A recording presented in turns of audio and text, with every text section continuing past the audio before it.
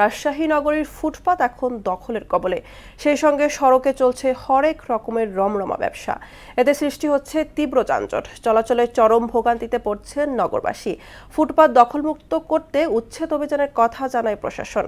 মেহেদী হাসান শ্যামলের প্রতিবেদন, জানাচ্ছেন আফরিন পপি। রাজশাহী মহানগরীর গুরুত্বপূর্ণ পয়েন্ট সাহেব বাজার, সোনাদিঘির মোড় সহ 10টি পয়েন্টে ফুটপাত অবৈধ দখল হওয়ায় সাধারণ পথচারীদের চলার পথ সংকুচিত হয়ে বেড়েছে তীব্র যানজট। কোথাও অবৈধ স্থাপনা, আবার কোথাও বিভিন্ন মালপত্র রাখার কারণে অনর্থক কষ্টে পড়ছেন সাধারণ মানুষ। অন্যদিকে চাঁদার লোভে প্রভাব খাটিয়ে যত্রতত্র বসানো হয়েছে দোকানপাট। ফুটপাতের এ সমস্ত অবৈধ দোকানপাটগুলো থেকে প্রতিদিন 20 থেকে 100 টাকা পর্যন্ত নেওয়া হয় খাজনা। ফুটপাত যতবার তুলে দেয় আবার মানুষ বসে, এখন মানুষ কি করবে বলেন? মানুষ চলাচলের জন্য, হাঁটার জন্য, সুবিধার জন্য অনেকে আছে, এদিকে না পায় রাস্তায় যাচ্ছে, অ্যাক্সিডেন্ট হচ্ছে। চিড়িকাভন থেকে লোক আসে 50 টাকা খাজনা প্রতিদিন আমরা দিই। কাঁচাপট্টি ব্যবসায়িক সমিতি থেকে লাগে, এটা সবার কাছে 10 টাকা করে।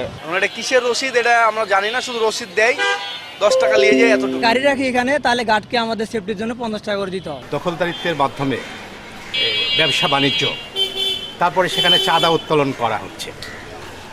এটা আরেক ধরনের বিশাল অপরাধ, এক ধরনের ক্রাইম, এক ধরনের দুর্নীতি। এটি করতে দেওয়া ঠিক না।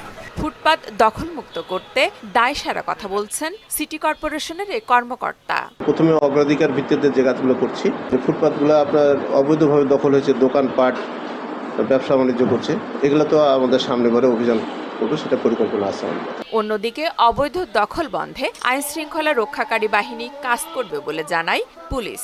আমরা ইতিমধ্যে বেশ কিছু হকার, আমাদের প্রতিনিয়ত উচ্ছেদ হয়, আমাদের মেডিকেলের সামনে থেকে আমরা উচ্ছেদ করি, আমাদের এখানে যে সাহেববাজার এলাকা থেকে হকারদেরকে আমরা সরাই, আমরা চেষ্টা করি এক জায়গায় তাদেরকে রাখার জন্য। তো বিচ্ছিন্নভাবে এগুলো হচ্ছে, সেক্ষেত্রে আমরা সিটি কর্পোরেশনের সহযোগিতা চেয়েছি, ওনাদেরকে আমরা জানিয়েছি।